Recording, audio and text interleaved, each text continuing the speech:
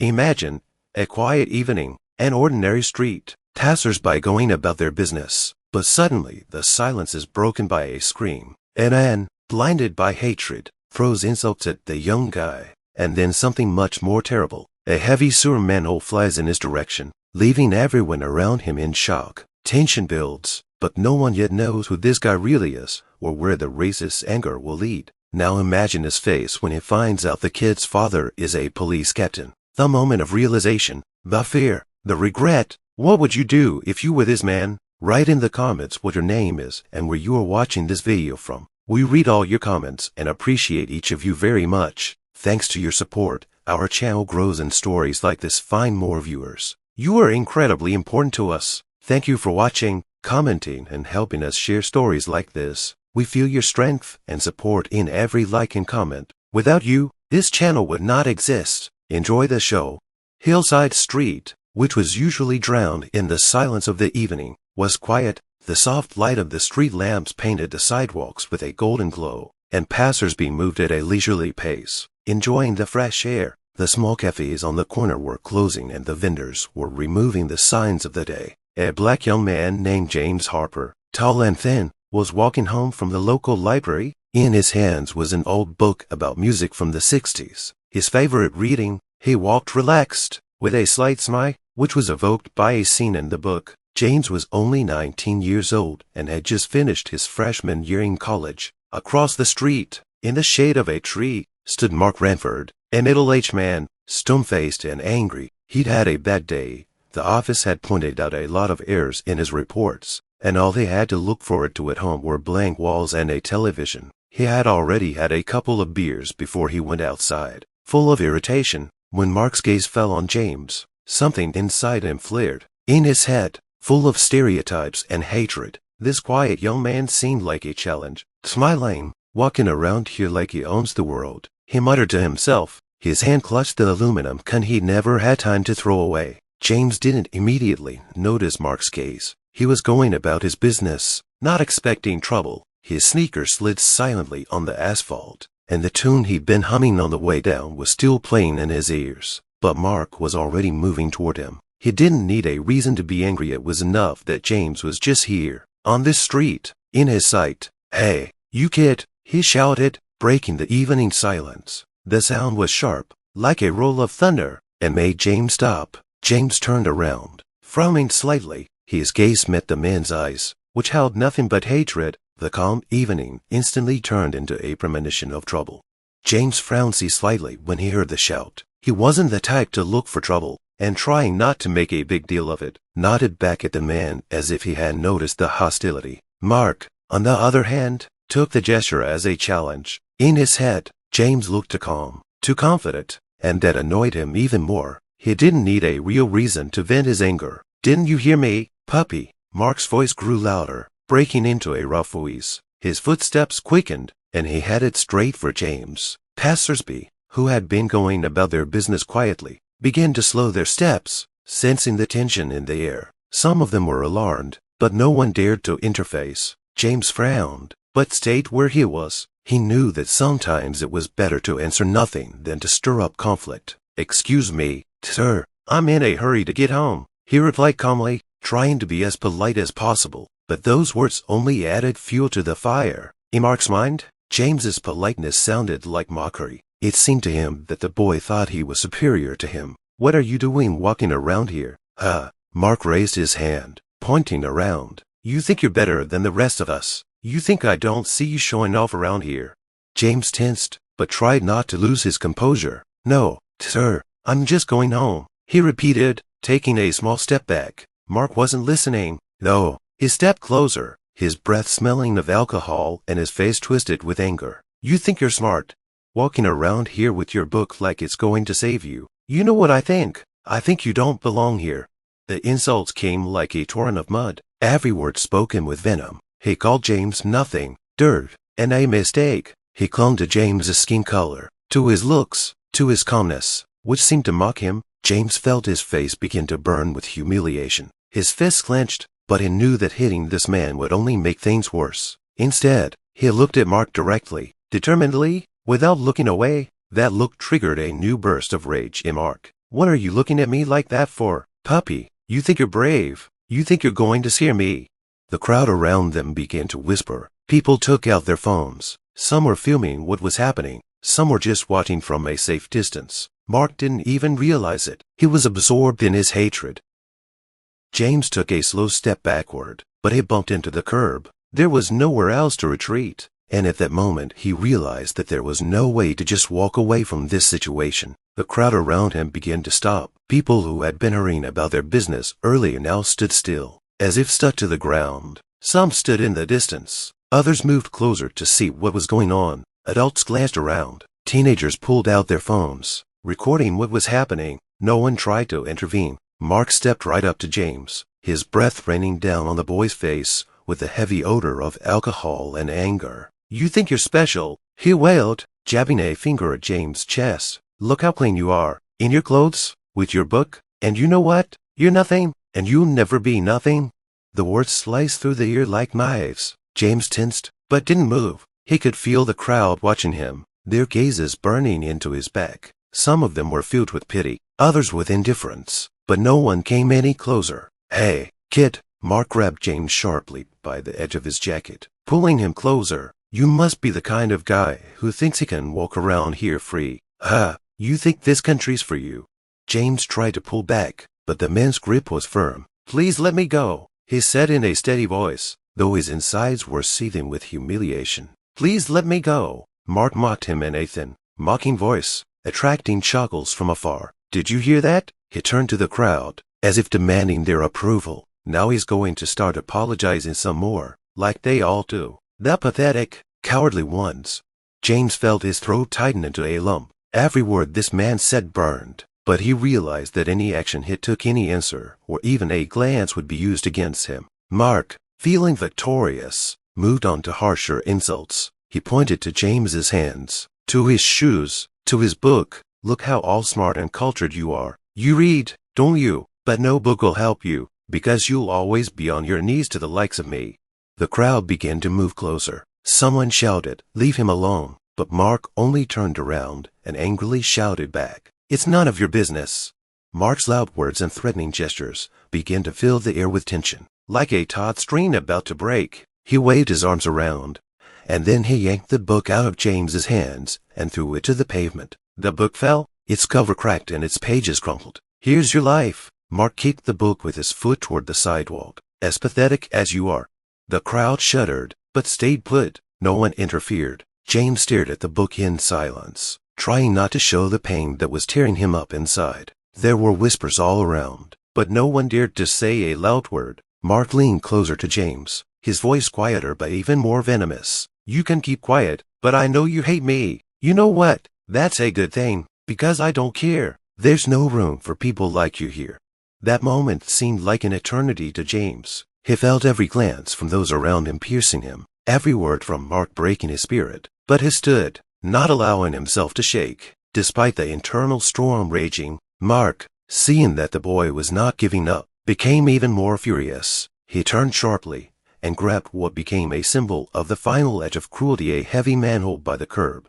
As Mark bent down to grab the sewer manhole, there was a tense, ominous silence. The crowd that had recently been whispering and exchanging glances was now frowning, as if shackled by chains of fear. People stood along the sidewalks. No one moved. A middle-aged woman, with a small dog on a leash, looked around, as if looking for confirmation that someone else would intervene. When her eyes met the other man's, he just shrugged and turned away. The woman frowned, but didn't make a move either. She pulled the doggy closer, as if she was afraid the situation would somehow affect her as well. Two teenagers, a boy and a girl, were standing nearby. The girl was holding her phone, recording everything that was happening. "This is Tinny," she whispered, looking at the screen. Her voice shook, but her hands remained steady. The guy next to her whispered, "Will you stop filming? We should call someone."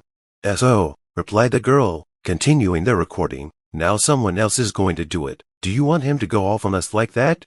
A little farther away, an elderly man in an old coat shook his head and muttered, "Shame. That's what it is. And no one will even lift a finger." He didn't notice, as he himself took a few steps back so as not to be too close to the center of events. People were hiding their eyes, trying to move farther away, to keep their distance. Those who remained looked paralyzed. They couldn't look away, but they didn't dare to intervene. Someone whispered, trying to call the police, but the voice sounded so quiet that the hum of Mark's hatred easily overrode it. When Mark lifted the sewer hatch, his face contorted with tension. The crowd murmured, but no one stepped forward. One man put on his headphones and turned his back defiantly, as if he didn't care what was happening.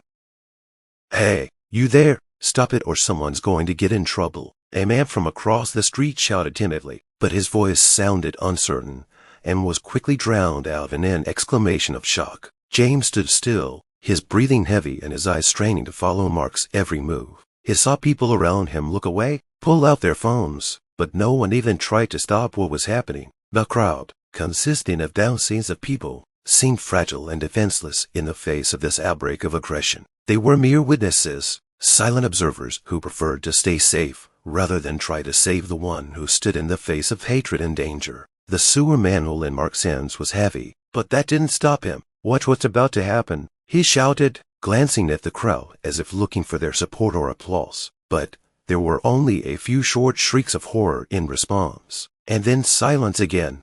Mark struggled to lift the heavy sewer hatch, barely holding it with both hands. The veins in his neck and arms were swollen, and his face was red with tension and rage. The hatch was filthy, with lingering stains of rust and grime, but to Mark it had become a weapon he was going to use to humiliate, frighten, and overwhelm. "Look at me," he growled, leaning closer to James. His voice sounded like the roar of a wild beast, and his eyes burned with hatred. "You think you can just walk around here and not be afraid of anything?" James stood still, his gaze focused on Mark, but it didn't move. Fear and anger bubbled inside him, but he knew that any movement, any protest, would only make his situation worse. Mark raised the hatch over his head, his face contorted with a grimace of almost animalistic anger. "Maybe you'll finally realize who's in charge here." He shouted. His voice echoed throughout the street, making the scene even more eerie. The people around them gasped. Some closed their eyes, unable to look. Some shouted out, "Hey, what are you doing?" But not a single person came closer. The crowd remained frozen in their seats, as if this was a scene from a movie, not real life. "I'm warning you." "Bye," Mark continued, swinging the hatch in his hands. "One of these days, people like you are going to realize they don't belong here, and I'll make sure you realize it first." He took a sharp step forward, raising the hatch even higher, as if he were going to drop it on James right here and now. The boy's breath caught, but he didn't move, even though every instinctive feeling he had was screaming for him to run. "You don't even dare look at me like that. Got it?" Mark yelled, and his voice became furious. He tensed all his muscles, preparing to drop the hatch. And then, in one terrifying moment, the hatch flew. It slipped out of Mark's hands, arcing through the air. The sound it made when it hit the pavement at James's feet was as deafening as a clap of thunder. The street was dead silent, with only James's heavy breathing to be heard. The hatch fell only a few centimeters from his foot, rolling away and leaving a deep dent in the asphalt. Dirt and rust flew sideways, staining his sneakers. Mark, who seemed to have just poured out all his hatred, straightened up, breathing heavily. His hands were shaking from the exertion, but he looked at James with an expression of triumph. This was a victory for him. "That's it," he exhaled, smiling gloatingly. "Now do you realize who you're messing with?" James, with his back pressed against the nearest lamppost, still couldn't believe what had happened. His heart was pounding furiously, but he didn't let himself make a sound or say a word. He just stared at Mark, a look in which there was no more fear, only a quiet but unwavering strength. The crowd, hitherto motionless, began to come to life. Some began to talk loudly. Others left in a hurry, not wanting to be involved. The first sounds of police sirens could be heard along the street, as if the world was finally beginning to wake up from this nightmare. James frowned as Mark swung the heavy manhole over his head. Time seemed to slow down, each second dragging on endlessly. James's gaze flickered between Mark's face, twisted with hatred, and the massive metal disc that was about to fall on him. When the hatch slipped out of Mark's hands, it flew, spinning through the air like an unstoppable force aimed straight at James. The metal whistled, slicing through the air, leaving behind a muffled rumble, a harbinger of the inevitable impact.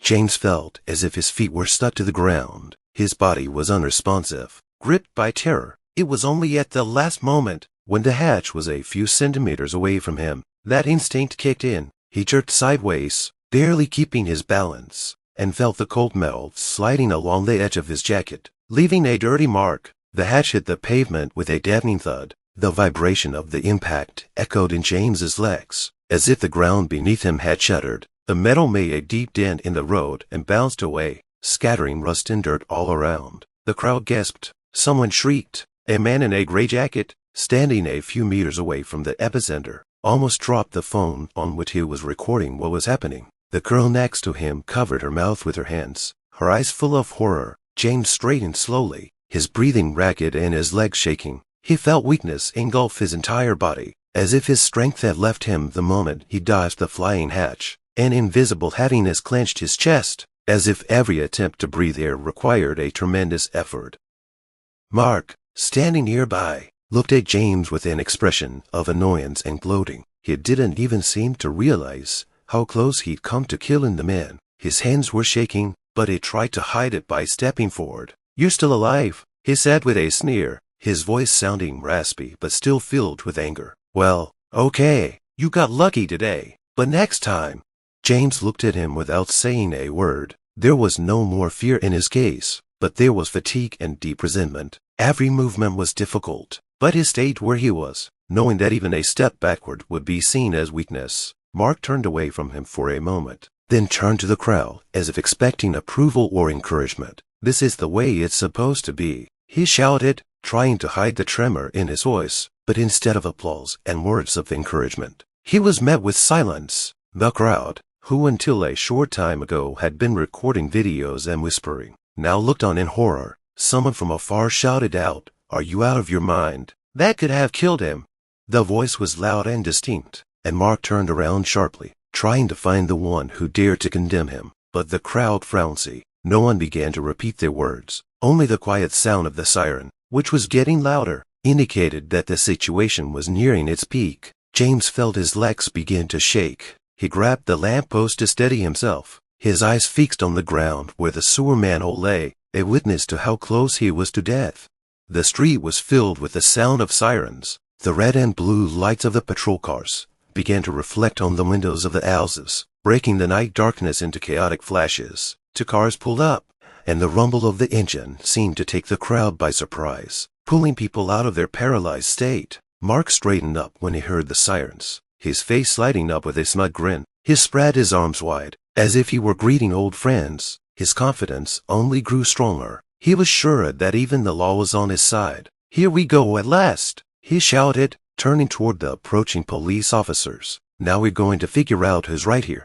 Two officers got out of the first car. One of them, a tall, middle-aged man with a hard stare, circled the crowd with his eyes, then shifted his gaze to Mark and James. His hand was already reaching for his radio as he approached. The second officers, a young woman, stood beside him, keeping one hand on her holster. "What's going on here?" the first officers asked loudly, and his voice sounded like a command, silencing the last whispers in the crowd. "I'll explain it all to you now," Mark began, raising his hands as if to show his innocence. He pointed at James, his face twisted again, but not with rage, but with conviction. "That guy, he was causing trouble. I was just trying to teach him a lesson. Nothing serious." James raised his head, his eyes meeting the officers. He didn't say a word, but his gaze was tired, a mixture of anger and pain. The officers tilted his head, scrutinizing Mark. "Were you trying to teach him a lesson? What do you mean?" His voice remained calm, but there was an undercurrent of sternness in it. Mark waved his hand toward the sewer manhole that still lay in the road. "Come on, it's just a manhole. He didn't even hit it. It's intact." There was an outcry from the crowd. "Are you out of your mind? That could have killed him." The young man, who had been holding the phone at the ready the whole time, stepped forward, pointing at Mark. Mark turned toward him, his smug smile growing even wider. "Who the hell are you anyway? What do you know?" "All I did was let him know where he belonged."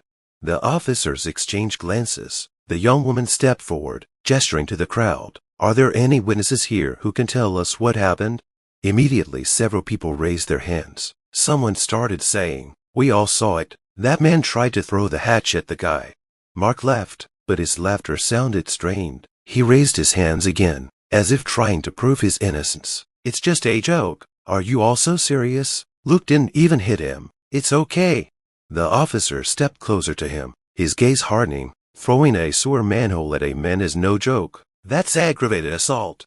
Mark took a step back, but his confidence didn't disappear. He smiled broadly, pointing at the police officers. You know who I am? I have friends in the mayor's office. And anyway, this guy, he jabbed his finger at James again. He's probably up to something. He's just hiding it. The crowd began to buzz indignantly, but Mark seemed to pay no attention. His voice was getting louder. He was literally shouting over the people around him. Listen, I was just defending myself. You know how dangerous these guys can be.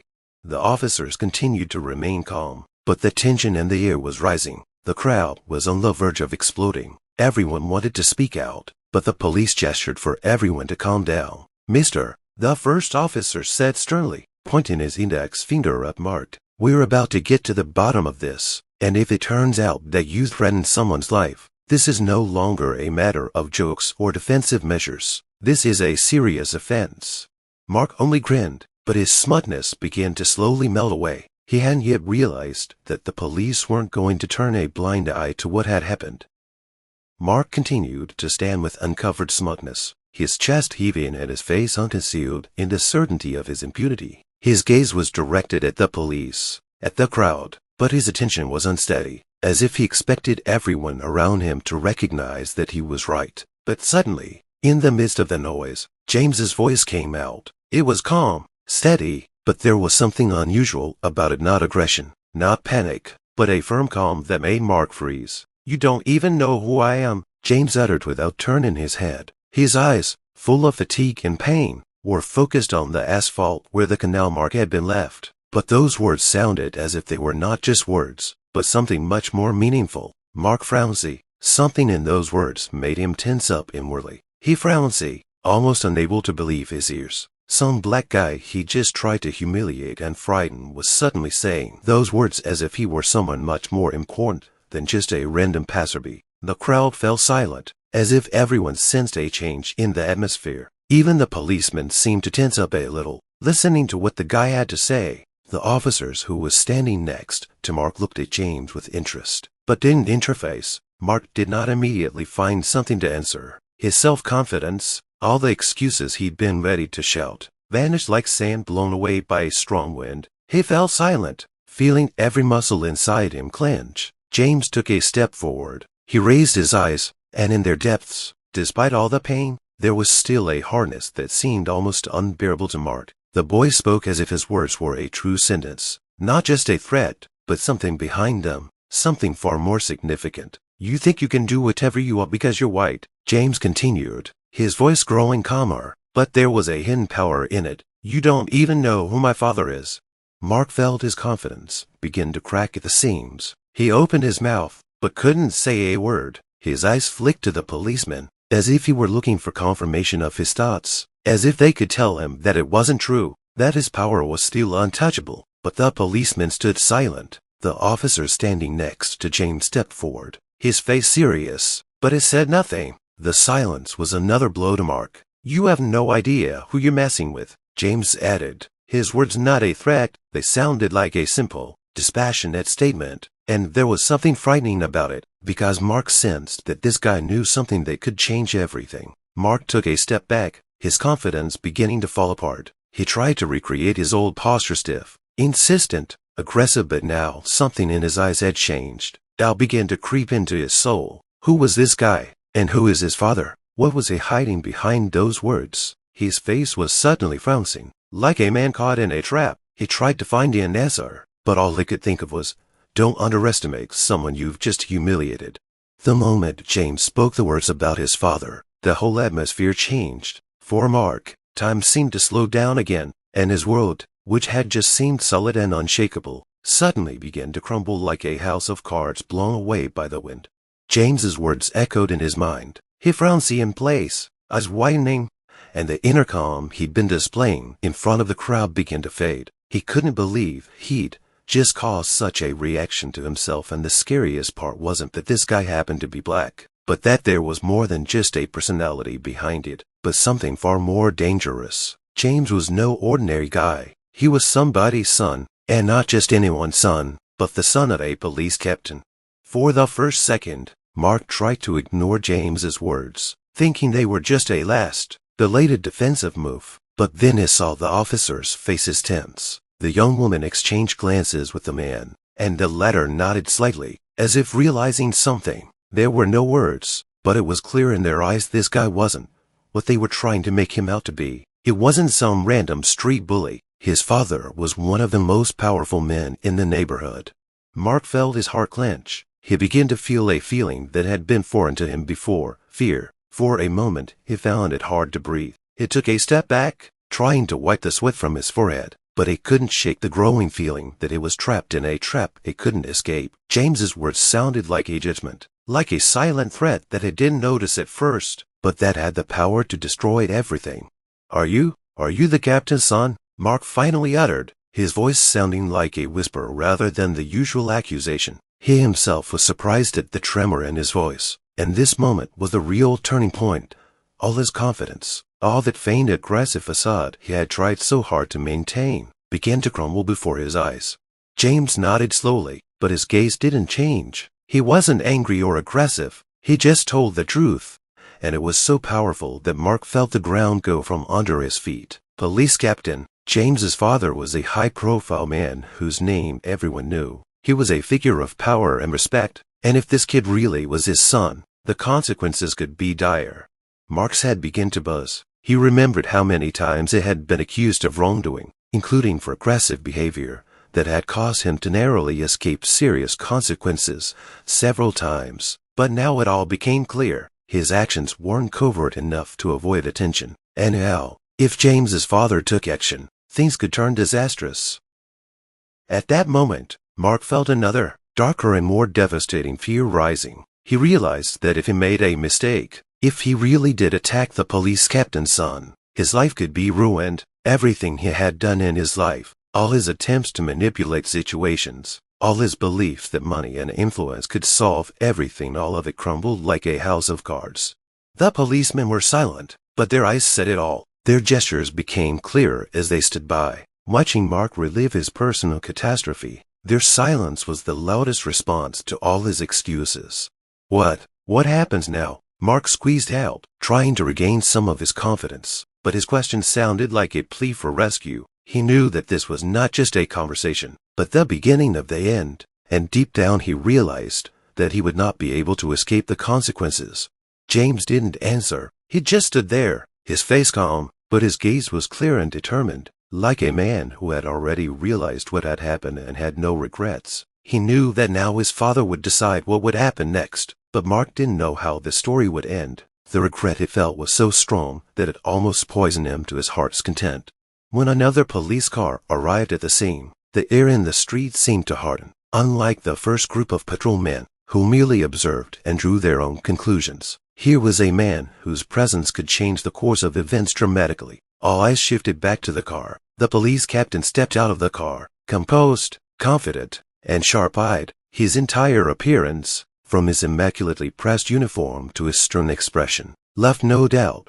This man was in authority, and his word carried weight. But the most important thing that everyone felt at that moment was the icy coldness that emanated from him. He was as unyielding as a stone. Mark instinctively took a step back. His heart clenched even more with fear. He had never met the captain in person, but the man's name was known to everyone in the neighborhood. Captain Richard Strick, honest and unwavering in his desire to maintain order. Did he know what had happened? Of course he did. And at that moment, Mark knew that his attempts to get away with it would not work. The captain walked over to the group of cops, then looked around the crowd, and finally his eyes settled on James. He nodded at him, as if he understood without words who the guy was, and then turned his gaze to Mark. "What's going on here?" His voice was deep and calm, but there was a power in it that made everyone around him keep their distance. It wasn't just a question, it was a judgment, a portent of a decision. Mark swallowed. His voice sounded nervous and low as he began to justify himself. "Sir, it was a misunderstanding. I just wanted this guy to realize he didn't belong here." "Hey." Captain Richards did not listen to him. He stepped closer, scrutinizing Mark with his gaze, his eyes penetrating to his very soul. "Are you trying to say this was a random incident?" the captain asked. But it wasn't a question. It was a statement of fact. His voice was as cold as a metallic clink. Mark shook his head nervously. He realized that his excuses were sounding weaker and weaker, that the trap he'd fallen into was shrinking with every word. He felt his fingers begin to tremble. You do realize that behind this is not just a threat to life, but an actual assault with a weapon, the captain continued, his gaze fixed on Mark. His every question, his every look seemed to penetrate to the very core of what was happening. He looked at Mark like a man who had lost all excuses. I didn't mean it. Mark tried to justify himself, but his voice already sounded so unconvincing that his own words seemed hollow. You threw a sewer manhole at a man to punish him for just walking down the street. The captain interrupted him, and his words were like blows. He didn't yell, but there was such determination in his voice that it put things into perspective at once. He wasn't trying to figure out how Mark felt. He just knew that what had happened was unacceptable. Captain Richards looked at James again. His gaze was calm and supportive. James stood with a straight back, his expression neutral, but he was confident that his father would do the right thing. He knew he didn't need words to justify himself. The truth itself was already obvious. Mark felt a chill run down his spine. He knew that justice was not something to be argued with. He was prepared that his actions, no matter what excuses he tried to make, would not be without consequences. Captain Richards was a man for whom justice was an immutable truth. He was a man who would not give in to pressure, would not compromise and, most importantly, would not turn a blind eye to evil. Mark seemed to lower his head. His face grew dull, and his eyes became desolate. He realized that at this very moment all his mistakes, all his prejudice, views, and cruelty could not go without consequences. Too many people were watching, too many witnesses were here, and now there were going to be real consequences for his actions. Captain Richards turned to the officers and nodded briefly. As if on cue, one of the officers approached Mark and, without saying a word, handcuffed him. This moment was not forgiveness, not a plea or an attempt to relieve tension. It was an act of justice, harsh and final. Mark felt his world falling apart. Fear filled his body, and now he stood there, unable to speak or move. He had no excuses, only emptiness and the realization that his actions had led to this moment. Everything happened quickly, like a nightmare. While the police were doing their job in a professional and coordinated manner, Mark stood there like a defenseless dog that had just had its teeth ripped off. He couldn't move, couldn't defend himself. His hands, obeying the order, were handcuffed, as cold and cruel as his own actions. All attention was now on him. The crowd, which had just stood watching, was now watching with obvious interest as he was arrested. Their eyes, at first full of silent condemnation, now began to fill with satisfaction. An act that had seemed insignificant and unpunished had now found its real price. Mark felt the humiliation spill over his entire body. His own steps felt heavy, as if he were carrying a huge weight, and each second felt like an eternity. Do you realize what you've done? One of the officers asked as he led him to the middle of the street. Mark didn't answer anything. He didn't know what to say. Every question, every look now turned into a punch to his face, exposing the emptiness of his excuses. The policemen paid no attention to his silence. They were stern, restrained, and had no intention of relenting. His actions left no room for pity or compromise. When Mark didn't move immediately, he was pushed forward, forcing him to walk faster. People around him started filming everything on their phones, jeering and commenting as if they were watching a scene from some spectacle. Mark could feel his face burning with shame. He was fully consciously vulnerable to the crowd, to every one of those who had once witnessed his hatred and violence. Now he was the one they all despised, the one who would get his payback. All of his cruel words, all of the humiliation he had once uttered, were now bearing down on him. He seemed to have become a target for everyone he had once tried to humiliate. The arrest process was cold, merciless. The officers led him to the patrol car, and every step he took was filled not only with physical pain, but with a deep inner realization. This is not just a mistake. This is his payback for what he did. He could make no more excuses. He couldn't hide behind confidence and aggression again. No words could bring back what had happened. The crowd continued to follow him, standing along the sidewalk, exchanging glances and whispering. Some laughed, some shook their heads, some filmed. It all seemed to fan the flames of his humiliation. But the worst part was that his actions were now part of their story, part of the story that would live on in people's memories. As he was shoved into the police car, he noticed a few people come closer and start taking pictures. Everybody knows you now, scumbag, came a mocking voice from the crowd. It wasn't just humiliation. It was the embodiment that he had lost everything: respect, honor, even his last chance. The police were taking him to the station, but even behind bars, he could not escape his own thoughts. Once in the cell, he felt his world shrinking. His actions, all his cruelty, all those moments when he thought he could control the situation, now came at him with such force that he didn't know how to deal with it. His anger and racism no longer had power. He was left alone with what he had done. He was stripped of the confidence that had once allowed him to believe that the world belonged to him. But now he was facing a harsh reality: payback for his actions. Time passed, but the traces of events did not disappear. As the cell door slammed shut behind Mark and the dark walls engulfed him, his world became quiet and depressed. Each minute in isolation was like a heavy blow that seemed more and more painful with each new memory of what he had done. For a moment he became one of those people he himself had once despised, whom he himself had insulted and humiliated, feeling his own power. But even in this darkness, in this loneliness, something in his mind began to change. All those meaningless, hate-filled words he'd used to justify his actions were no longer valid. Hate wasn't a force. It was just a shadow that consumed everything around him. It led to destruction, but not to victory. He himself was an example of the destruction. Outwardly, nothing had changed. The world continued to spin according to its own laws. But Mark now realized that hatred left nothing but emptiness. It brings no satisfaction. It does not make a person stronger, but on the contrary weakens. One cannot find peace in its shadow. But the worst was the realization that it not only destroys those who feel it, but also those who encounter it. What would happen to James now, the man against whom all this had happened? He was not broken by hatred. His look, his calmness in the moment of conflict was a stark contrast. James was the one who had survived this aggression with dignity. His father, Captain Richards, was a symbol of justice, a force that needed no violence. They were both the ones who showed Mark that strength is not in destruction, but in building in respect, in understanding, in acceptance. It was through those eyes, James's eyes, Captain Richards's eyes, that Mark saw the importance of not only confronting violence, but also compassion, respect, and humility. He realized that peace cannot be built on violence, even if it seems like a quick fix. He was a living example of how hatred kills not only those who are the object of it, but the very person who carries it.